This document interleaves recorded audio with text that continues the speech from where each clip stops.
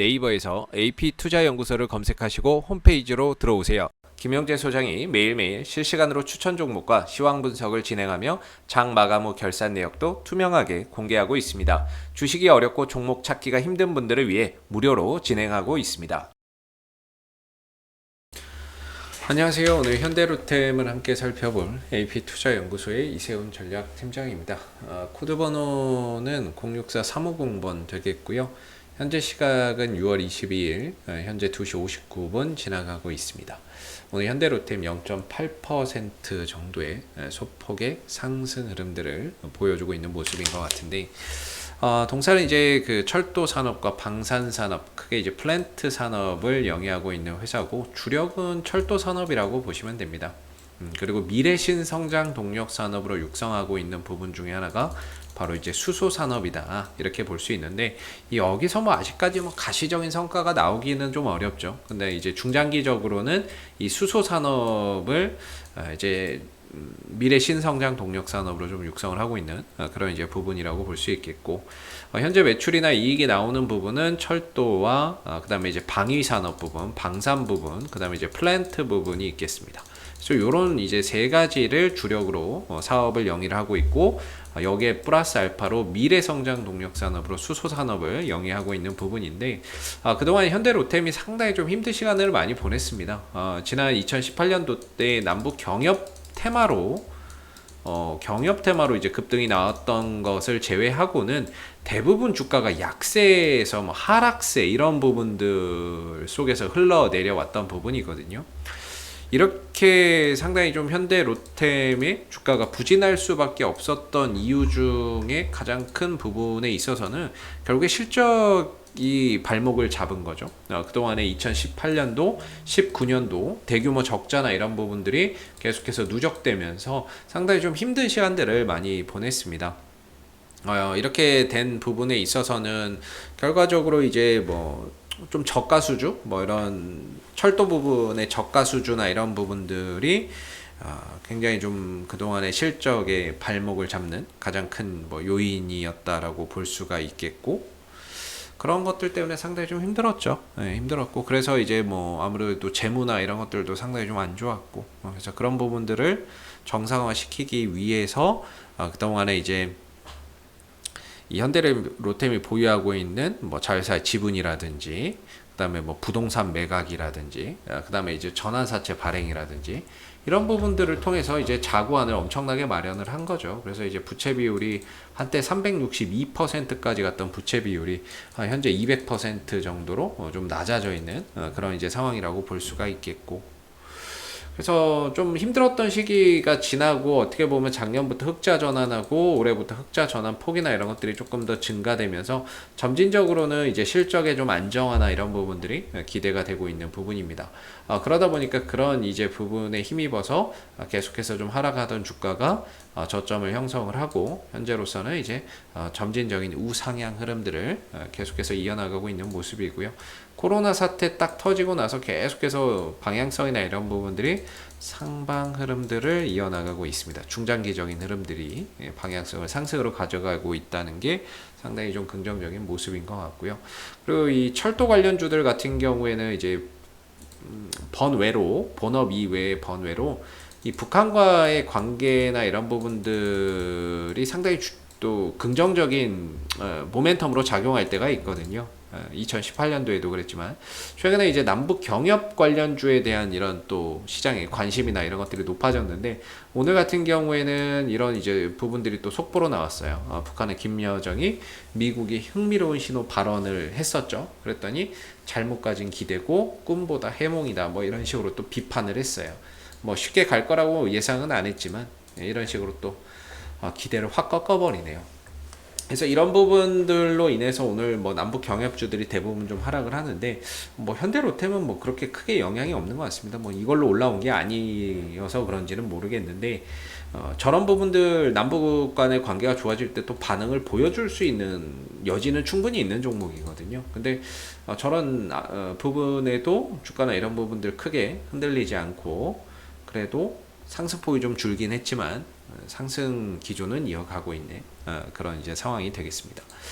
현재 이제 현대로템의 기술적인 관점에서 보면 중장기적인 방향성은 잘 이어지고 있다. 상승 흐름들을 이렇게 보고 있는데, 현대로템이 항상 올라올 때 패턴을 보면 한번 강하게 쳐주고 매물 소화 한번 해주고, 다시 한번 강하게 쳐주고 매물 소화 한번 해주고, 다시 한번 강하게 쳐주고 매물 소화나 이런 것들을 하는 이런 계단식 상승을 그동안에 많이 좀 보여줬던 부분이거든요.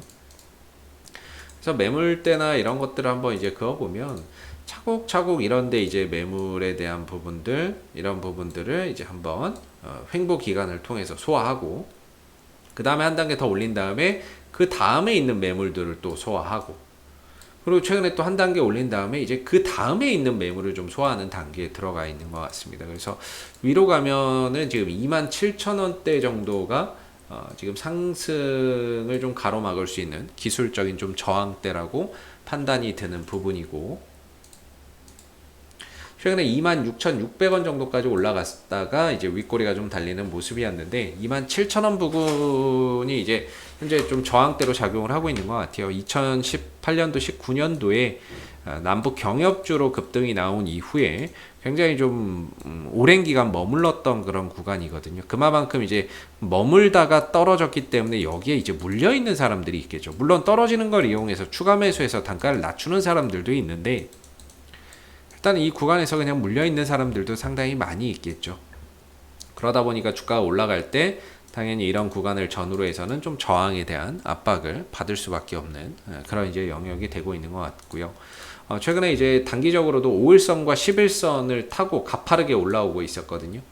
가파르게 올라오고 있었는데, 얼마 전에 11선이 한번 깨졌죠. 남북 경협 이슈 때문에 다시 회복을 했다가 다시 또 11선이 훼손되는 상황입니다. 11선이나 이런 부분들이 한번 깼다가 다시 회복을 시켰는데 다시 또 깬다는 건 전반적으로 좀 상승 탄력이나 이런 부분들이 좀 떨어질 수밖에 없는 그런 부분들로 해석이 되고요.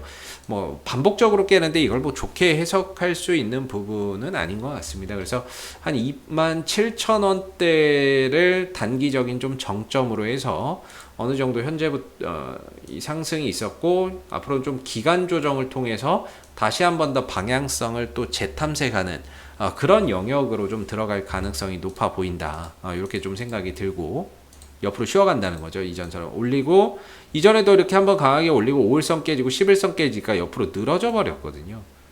늘어지다가 또 다시 올라갔는데, 이번에도 이제 어느 정도 상승을 한 상태에서 저항대 부딪히고 5일선과 11선이 깨지니까 전반적으로 조금 힘이, 탄력이 좀 둔화되는 가운데 옆으로 또 기어가는 그림들이 나오지 않겠나라는 생각이 듭니다.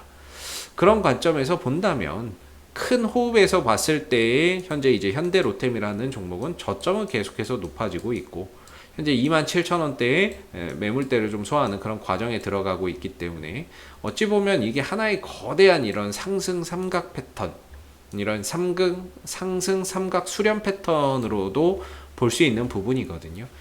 결과적으로 이런 추세적인 방향성만 훼손하지 않는다면 어느 정도의 뭐 가격 조정이 나오더라도 얼마든지 반등을 좀 들어줄 수 있는 여지는 충분히 있다. 이렇게 좀 생각이 들고요. 여기서 기간 조정으로만 가면 다행이지만, 혹시 가격 조정을 준다 하더라도 중장기적인 방향성이 여전히 상반 기조를 이어가고 있는 상황에서 건전한 조정 정도로 해석해 볼 수 있을 것 같습니다. 그래서 현재 구간에서 뭔가 매수 시점이나 이런 것들을 잡기에는 현재가 대비 저항은 27,000원, 지지라인은 최대 뭐 이런 자리가 될 수 있으니까 저항에 가깝게 형성되어 있기 때문에 현재 주가가 매수 시점이나 이런 것들을 잡기에는 다소 좀 부담이 있는 게 사실인 것 같고, 보유하고 계신 분들도 어느 정도 27,000원을 기점으로 일부 좀 차익 실현이나 이런 부분들을 단기적으로 보시는 분들은 좀 생각해 보시는 것도 나쁘지 않을 것 같다라는 생각이 듭니다. 중장기적으로 가시는 분들은 그냥 이런 방향성의 포인트를 두고 가시면 좋을 것 같고요. 수급적인 부분에 있어서 오늘 외인들과 기관들이 같이 매수를 해주네요. 최근에 보면은 이제 투신들의 매수도 계속 이어지고요. 뭐 연기금 쪽을 중심으로 한 매수세도 계속 이어지고 있습니다. 다만 이제 매수세가 이전에 비해서 좀 감소한 부분들은 있지만, 전반적으로 매수 기조는 계속해서 이어지고 있다라는 점에서 현재 이 종목을 상승으로 이끌고 주가를 받쳐주고 지켜주는 역할은 연기금과 투신들 주도하에 좀 이루어지고 있는 것 같고요.